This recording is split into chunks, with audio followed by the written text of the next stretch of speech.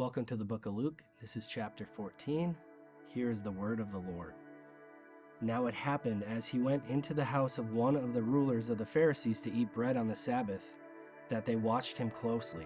And behold, there was a certain man before him who had dropsy. And Jesus answering spoke to the lawyers and Pharisees, saying, Is it lawful to heal on the Sabbath? But they kept silent, and he took him and healed him and let him go. Then he answered them, saying, Which of you, having a donkey or an ox that has fallen into a pit, will not immediately pull him out on the Sabbath day? And they could not answer him regarding these issues. So he told a parable to those who were invited, when he noted how they chose the best places, saying to them, When you are invited by anyone to a wedding feast, do not sit down in the best place, lest one more honorable than you be invited by him. And he who invited you and him come and say to you, Give place to this man, and then you begin with shame and take the lowest place. But when you are invited, go and sit down in the lowest place, so that when he who invited you comes, he may say to you, Friend, go up higher. Then you will have glory in the presence of those who sit at the table with you. For whoever exalts himself will be humbled, and he who humbles himself will be exalted.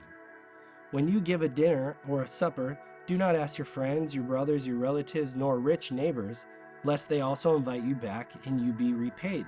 But when you give a feast, invite the poor, the maimed, the lame, the blind, and you will be blessed, because they cannot repay you, for you shall be repaid at the resurrection of the just. Now when one of those who sat at the table with him heard these things, he said to him, Blessed is he who shall eat bread in the kingdom of God. Then he said to him, A certain man gave a great supper and invited many, and sent his servant at supper time to say to those who were invited, Come, for all things are now ready. But they all with one accord began to make excuses.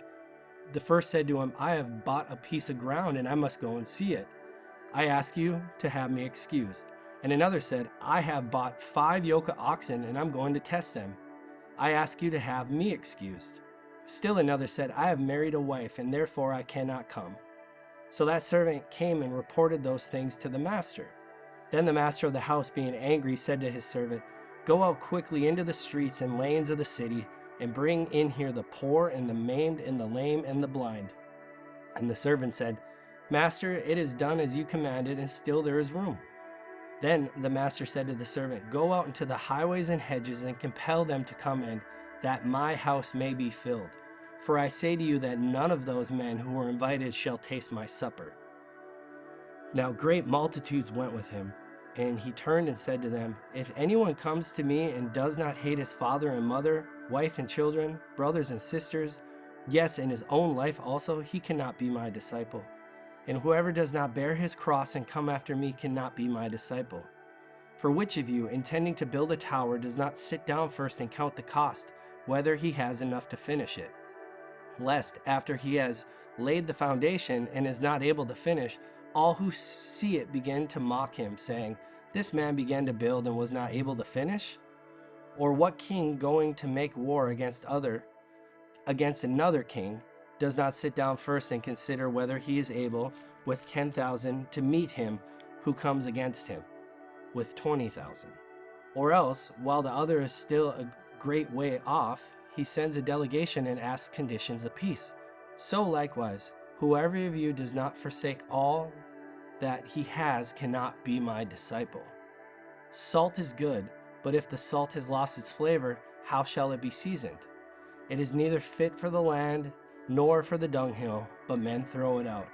He who has ears to hear, let him hear.